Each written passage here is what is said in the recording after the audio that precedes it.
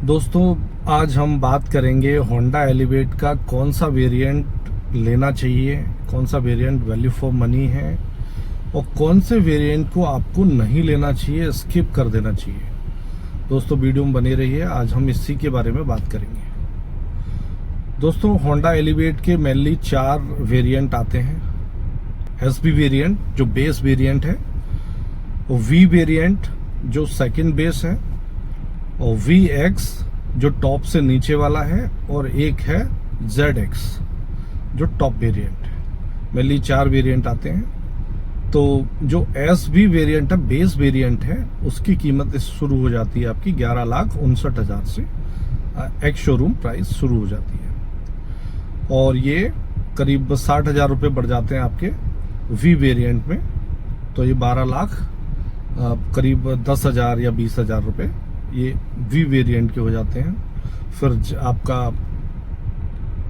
ऐसे ही आपकी कीमत बढ़ती जाती है। मेनली इसमें जो ZX जो टॉप मॉडल है उसकी एक्स शोरूम कीमत आ जाती है करीब 15 लाख। एक्स शोरूम कीमत उससे शुरू होता है ये। अब दोस्तों, अब बात करते हैं क्या क्या फंक्शंस आपको मिलते हैं बेस मॉडल से ही। बेस मॉडल से ही अच्छा चीज है कि इसमें ज्यादातर अच्छे फंक्शंस आपको बेस मॉडल से ही मिल जाते हैं। मेरे पास पूरी लिस्ट है, मैं आपको बताता हूँ। 6 air bag, rear parking sensors, ABD, ABS, traction control, hill start assist, LED projector headlamps from base model, 16 inch के steel wheel, LED tail lamps, body colour door handles, LED side turn indicators, 1 touch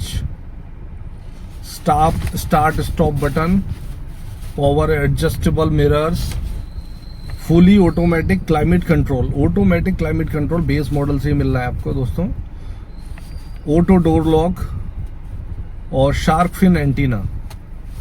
ज्यादातर चीजें आपको base model से ही दोस्तों ही मिल जाती हैं।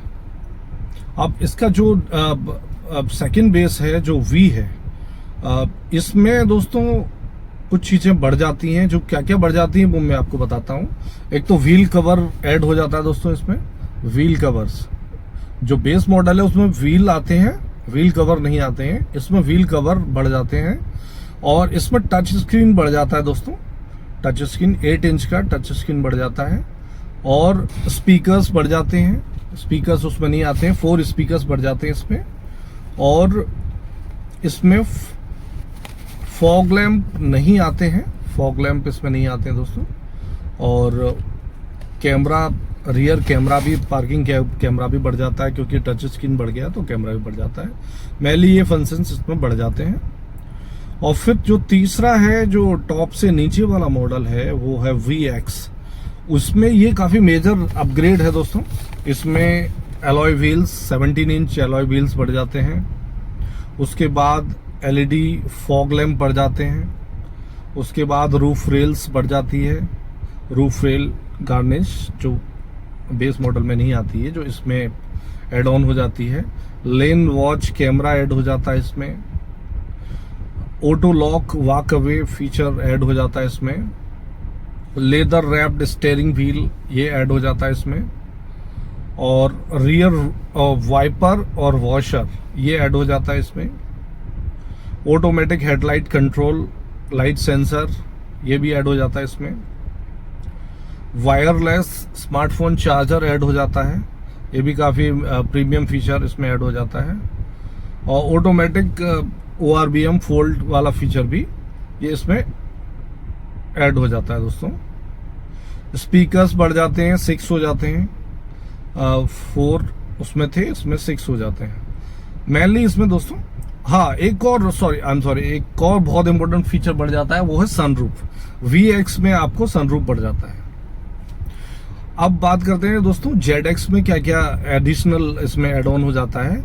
एक तो सबसे इम्पोर्टेंट है, इसमें 10 इंच का टच स्क्रीन हो जाता है। जो 8 इंच का जो प्रीवियस उसमें था, इसमें 10 इंच का हो जाता है। उसके बाद स्पीकर 8 हो जाते हैं, जो 6 थे VX में, इसमें 8 हो जाते हैं दोस्तों। उसके बाद इसमें एडास लेवल 2 कैमरा बेस इसमें ऐड हो जाता है। इसमें ये भी एक इम्पोर्टेंट फंक्शन है। और एक लेदर सीट्स इसमें ऐड हो जाता है। इसमें फैब्रिक सीट्स रहती हैं VX में, इसमें लेदर सीट्स ऐड हो जाती हैं। और auto dimming inside rear view भी मिरर ऐड हो जाता है। और auto high beam, auto low beam भी फंक्शन इसमें ऐड हो जाता है दोस्तों। क्रोम आउटसाइड डोर हैंडल, ये छोटे मोटे फंक्शन ऐड हो जाता है। मेनली यही है। अब दोस्तों बात करते हैं कि कौन सा वेरिएंट आपको लेना चाहिए, कौन सा वेरिएंट स्किप करना चाहिए। ये बहुत ही इंपॉर्टेंट सवाल होता है जब हम गाड़ी लेने जाते हैं।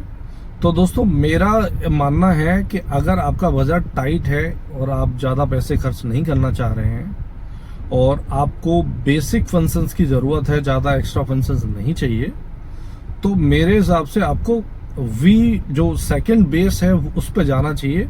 क्योंकि उसमें आपको टच स्क्रीन भी मिल रहा है, स्पीकर्स भी मिल रहे हैं और रियर पार्किंग कैमरा भी मिल रहा है।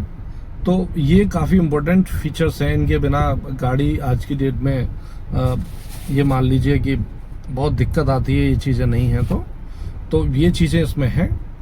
तो मेरे हिसाब से सबसे वैल्यू फॉर मनी वेरिएंट है आपका जो सेकंड बेस है V वेरिएंट। आपको उस पर जाना चाहिए। अगर आपका बजट टाइट है, आपका ज़्यादा पैसा आप नहीं खर्च करना चाह रहे हैं, तो आप V पे जाइए। अगर आप top of the line feature चाह रहे हैं, सब कुछ बेस्ट चाह रहे हैं, तो आप डेफिनेटली ZX पे जा सकते हैं और आप VX पे भी जा सकते हैं। अगर आप, क्योंकि VX और ZX में बहुत ज़्यादा डिफरेंस नहीं है। ZX में ओनली लेदर सीट्स पड़ रही हैं आपकी, एडास लेवल 2 है, तो बहुत ही ज़्यादा इंपॉर्टेंट फीचर्स एड ऑन नहीं हो रहे हैं। 8 इंच से 10 इंच स्क्रीन हो रहा है, तो बहुत ज़्यादा एक्स्ट्रा फीचर्स ऐड नहीं हो रहे हैं। तो आप VX पे भी जा सकते हैं, 1-1.5 लाख रुपए आप उस पर भी बचा सकते हैं जाके। तो मेरा मानना है कि V और VX ज़्यादा बेटर वेरिएंट हैं, आप इनको कंसिडर कर सकते हैं। ये मेरे अपने एक्सपीरियंस से बता रहा हूँ मैं आपको दोस्तों, तो आप ज़रूर इस बात को कंसिडर करिए। हाँ, अगर आप ऑटोमेटिक लेना चाह रहे हैं तो वो V से नीचे आता नहीं है, तो V से ही शुरू होता है। तो आप डेफिनेटली V आप कंसिडर कर सकते हैं अगर आप ऑटोमेटिक लेना चाह रहे हैं, अगर आपका बजट टाइट है तो। और top of the line feature लेना चाह रहे हैं तो आप टॉप मॉडल जा सकते हैं, VX भी जा सकते हैं, आप कोई भी जा सकते हैं। वैसे ऑटोमेटिक जो है वो करीब 1 लाख रुपए महंगा है मैनुअल से, तो आप ये भी कंसिडर करिए। आई होप ये वीडियो आपको हेल्प किया होगा दोस्तों। मिलते हैं अगले वीडियो में। थैंक यू दोस्तों।